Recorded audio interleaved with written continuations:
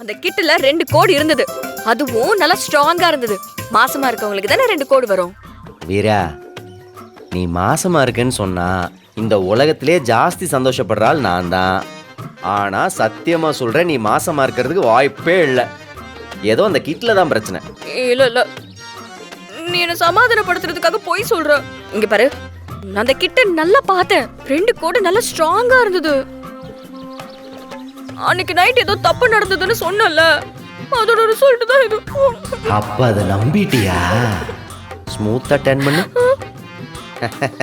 என் எலிக்குட்டி, அன்னைக்கு நமக்குள்ள ஒண்ணு நடக்கல.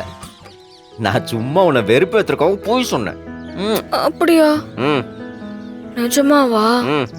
அன்னைக்கு நீ எனக்கு நிறைய முத்தம் கொடுத்த, நானும் பதிலுக்கு கொடுத்தேன்.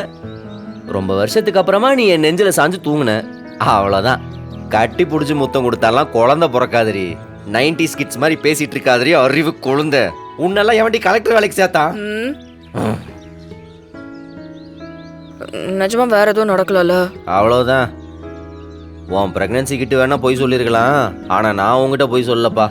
So don't worry. கோயில்ல போய் சாமி கும்பிடுற வழி பார்ப்ப.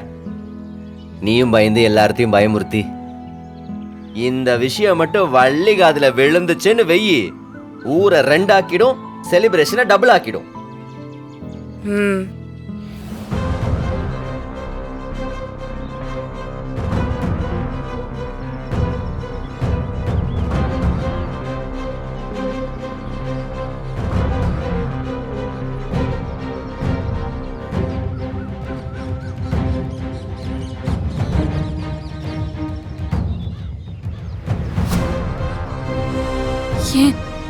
ஏங்க இப்படி பண்றீங்க? எங்க அக்காவும் உங்க தம்பியும் பிரிஞ்சு தானே இருக்காங்க. ஆனா இங்க ஊருக்காகவும் சொந்த பந்தத்துக்காகவும் சேர்ந்து இருக்கிற மாதிரி நடிக்கிறாங்கல்ல. அந்த மாதிரி உங்களால நடிக்க கூட முடியாதா? ஊர்க்காரங்க எல்லாரும் என்ன பார்த்து உனக்கும் உன் புருஷனுக்கும் ஏதாவது பிரச்சனையா, ஏன் ஒருத்தர் ஒழுங்காவே பேசிக்க மாட்டேங்கிறீங்கன்னு கேக்குறாங்க. நமக்குள்ள இருக்கிற பிரச்சனை ஊருக்கெல்லாம் தெரியணுமா என்ன? தெரியட்டும். இப்ப தெரிஞ்சு என்ன ஆக போகுது?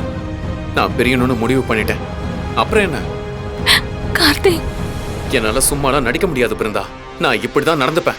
ஏய், என்ன ஃபோர்ஸ் பண்ற வேலையெல்லாம் வச்சுக்காத. இவர் ஏன் புரிஞ்சுக்கவே மாட்டேங்கிறாரு? என்ன இப்படி பேசிட்டு போறான்?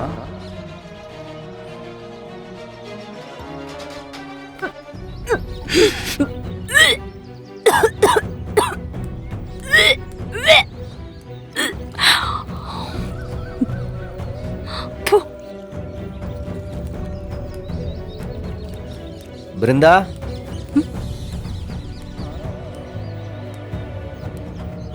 நில்லு. என்னாச்சு? ஏன் இப்படி வாந்தி எடுத்துட்டு இருக்க? உடம்பு கிடம்பு சரியில்லையா? எனக்கு என்ன ஆனா உங்களுக்கு என்ன? நில்லு. என்ன அப்படியே கொட்டணும். என்ன நினைச்சுக்கிட்டு இருக்க? நான் உன் மாமன். ஏன் என்ன உனக்கு தெரியாதான்னு கொஞ்சம் விட்டா ஓவரா பிகு பண்ற. என்னமோ எதிரிய பாக்குற மாதிரி பாத்துக்கிட்டு இருக்க. உங்களுக்காக என்னெல்லாம் பண்ணிருக்கேன், எதுவுமே உங்களுக்கு எல்லாம் ஞாபகம் இல்ல. உங்களுக்கு என் மேல எவ்வளவு பாசம் இருந்துச்சுன்னு கூட இப்ப நான் ஞாபகப்படுத்தணும். எல்லாம் மறந்து போச்சு இல்ல. இங்க பாரு, உங்க அக்காவை என்னால காப்பாற்ற முடியல தான். அவங்கள என் கண்ணு முன்னாடியே பலி கொடுத்துட்டேன். என்ன பண்ண முடியும்? எனக்கு என்ன அண்ணி மேல பாசம் இல்லாம இருந்துச்சு? அவங்க சாவணும்னு நான் நினைப்பனா? சொல்லு. கண்ணை மூடி திறக்கிறதுக்குள்ள அந்த விஜய் அவங்கள சுட்டுட்டா. என்னால முடிஞ்சிருந்தா நான் அண்ணியை காப்பாத்திருக்க மாட்டேனா? மற்றவங்க எல்லாம் என்ன கொலைகாரன் துரோகின்னு என்னமோ பேசுறாங்க. ஆனா நீயும் அதவே பேசுறல்ல. உங்க அக்காங்கெல்லாம் என்ன தப்பா நினைச்சு ஒதுக்கி வச்சப்போ நீ என் கூட இருந்த எங்க மாமா அப்படிப்பட்ட ஆள் இல்லைன்னு எனக்கு சப்போர்ட்டா இருந்த ஆள் நீ. மறந்து போச்சுல்ல? நம்ம கோயிலுக்கு பக்கத்துல கிழக்கு இருக்குல்ல? ஆமா, நம்ம மூர்த்தியோடது. அவனோடதேதான். அவன் பொண்ணுக்கு கல்யாணம் வச்சிருக்கானா, அவனுக்கு பணம் தேவைப்படுதான், அதனால அவன் வயலை விற்க போறானா, நம்மள வாங்கிக்க முடியுமான்னு கேக்குறான். இல்ல வள்ளி, நாம ஊர்ல தொழில் பண்ணிட்டு இருக்கோம். இங்க நிலத்தை வாங்கி போட்டு நம்ம என்ன பண்றது? இப்படி கேட்டா எப்படின்னா, நம்ம வீடும் ரொம்ப பழசாயிடுச்சு. இன்னும் எத்தனை நாளைக்கு தான் ஊரோட தொடர்பே இல்லாம இருப்ப? நம்ம குடும்பம் இப்போ பெருசாகிட்டே இருக்கு. இன்னும் மாறனுக்கு குழந்தை பிறக்கும், கார்த்திக்கு குழந்தை பிறக்கும். அவங்க எல்லாம் இருக்கிற மாதிரி நல்ல பெரிய வீடா கட்டணும்ல. இப்பவே பாரு, நம்ம கனி பாப்பா இத்தனை நாளா என்னையே ஊருக்கு கூட்டிட்டு வரலன்னு கேள்வி கேட்க ஆரம்பிச்சிட்டா. இப்ப பிறக்கிற பிள்ளைங்களுக்கெல்லாம் நம்ம இருக்கிற பழைய வீடு பிடிக்குமா? அதுங்களுக்கு பிடிச்ச மாதிரி நல்ல மாடனா நம்ம ஊர்ல வந்து வீடு கட்டணும்னா அதுக்கு என்ன, பழைய வீட்டை இடிச்சிட்டு அங்கேயே கட்டுவோம். அது என்ன இருந்தாலும் நம்ம அப்பா தாத்தா காலத்து வீடு.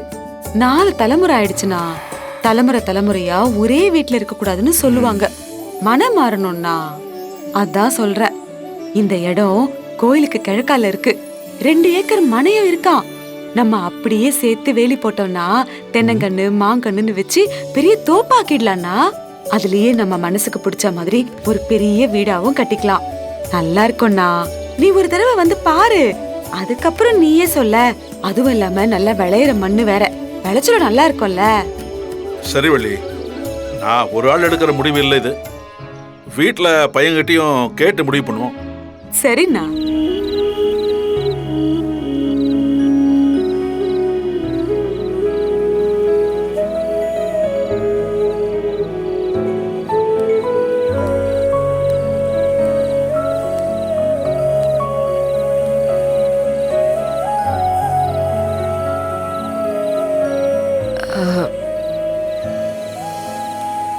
மேடம், உங்களுக்கு பிடிச்ச மாதிரி நிலாவு நட்சத்திரமும் ஒன்றா இருக்கு. இன்னும் 2 நாளில் பௌர்ணமி. கிட்டத்தட்ட 3/4 அளவுக்கு வளர்ந்த நிலா. நின்று பார்த்துட்டு போங்க. நில்லு, என்னாச்சு? இப்போ ஏன் யாரோ விரட்டுற மாதிரி ஓடுற? நான் எதுவும் பேச மாட்டேன். நீயும் அமைதியா நில்லு, நானும் அமைதியா நிற்கிறேன். இதை பார்க்கறக்காக தானே கிணத்தடிக்கு வந்த. பார்த்துட்டு போ, நான் உன்னை டிஸ்டர்ப் பண்ண மாட்டேன்.